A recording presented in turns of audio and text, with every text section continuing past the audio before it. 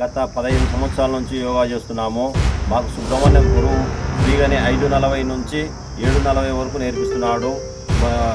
ఆరోగ్యానికి ఇక్కడ సభ్యులందరూ కలిసి 30 మంది గత 15 సంవత్సరాల నుంచి యోగా కమిటీ చేస్తున్నాము.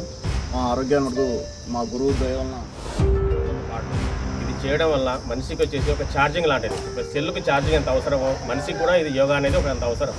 దీనివల్ల మనిషి ఎంతో ఒక ఆయుష్ కూడా పెరుగుతుంది. సుబ్రహ్మణ్యం గురువు ఆధ్వర్యంలో ఈ యొక్క యోగా సంఘంలో సభ్యులుగా ఉన్నాను.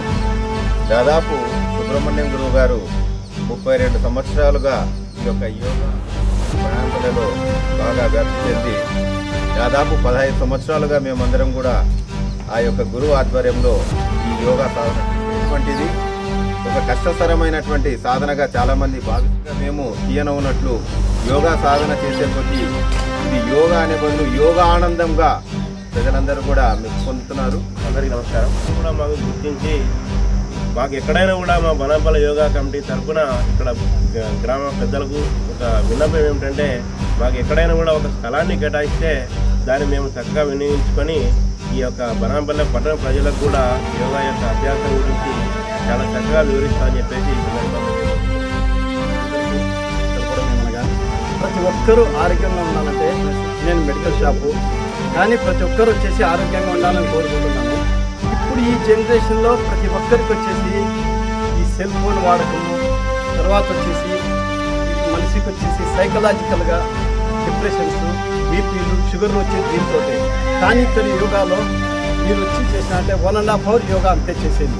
ఈ 1.5 hourలో మా గురువుగారు సుబ్రహ్మణ్యం గారు ఎటువంటిది ఏమీ లేకుండా మాకు వచ్చేసి ఆరోగ్యాన్ని యోగా వాళ్ళమందరం వచ్చేసి ఒక కుటుంబంగా మేము వచ్చేసి యోగా చేసాము. కావున బనగానపల్లి ప్రజలు ప్రతి ఒక్కరూ ఇక్కడికి వచ్చేసి యోగా చేయవలసిందిగా కోరుతున్నాము.